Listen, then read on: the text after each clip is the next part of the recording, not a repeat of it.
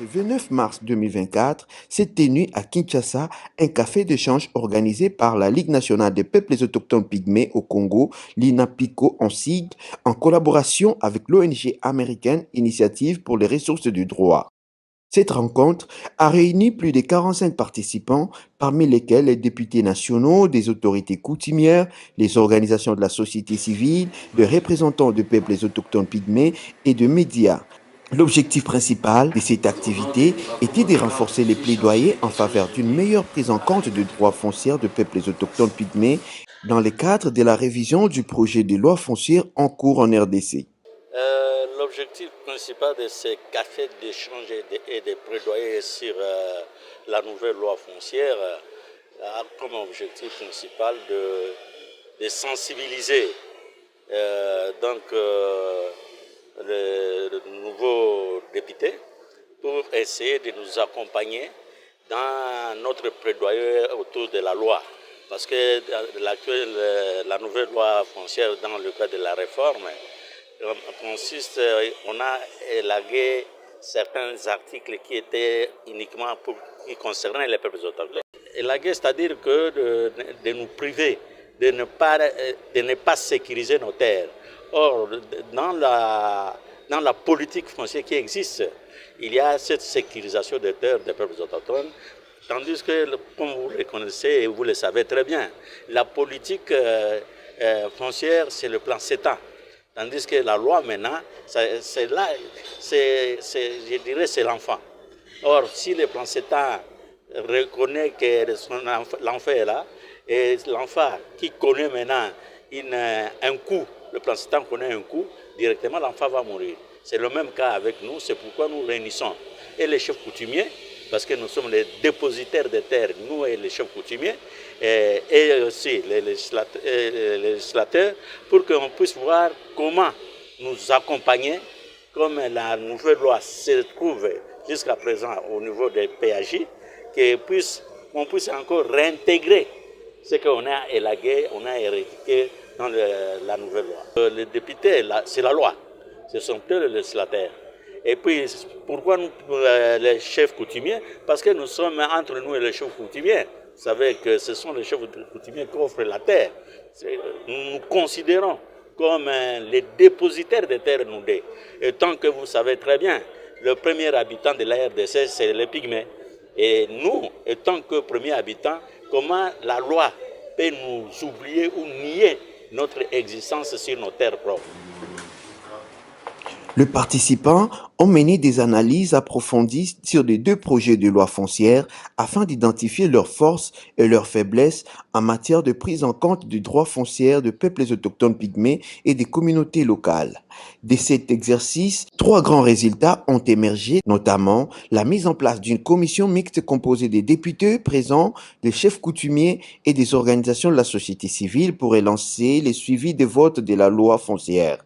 L'enrichissement de la note d'argumentaire à soumettre aux députés nationaux et aux autorités coutumières sur la prise en compte des droits fonciers de peuples autochtones pygmées dans la réforme foncière en RDC. Et troisièmement, la formulation des recommandations pour enrichir les documents ou projets de loi foncière. Beto Nyongolo, directeur exécutif de la LINAPICO, a souligné l'importance cruciale de cette activité, mettant en lumière les violations des droits des peuples autochtones.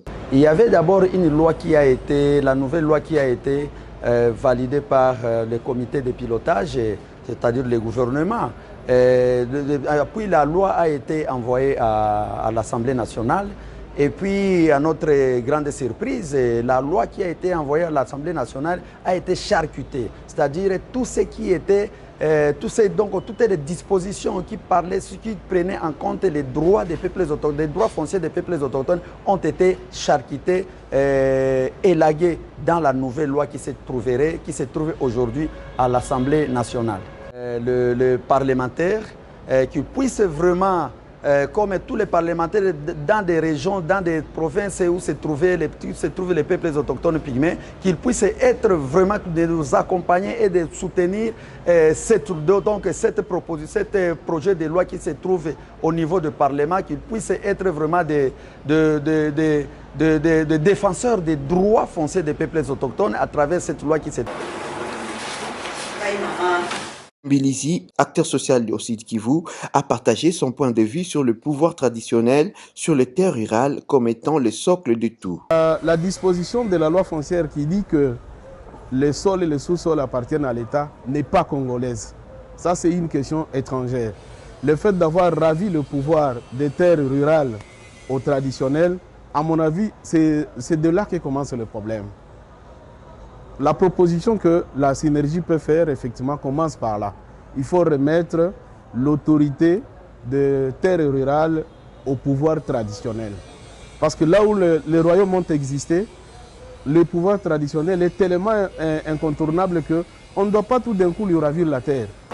Le directeur national du CONAREF a également apporté son éclairage sur le processus et les niveaux atteints jusqu'à présent dans le cas de cette loi foncière.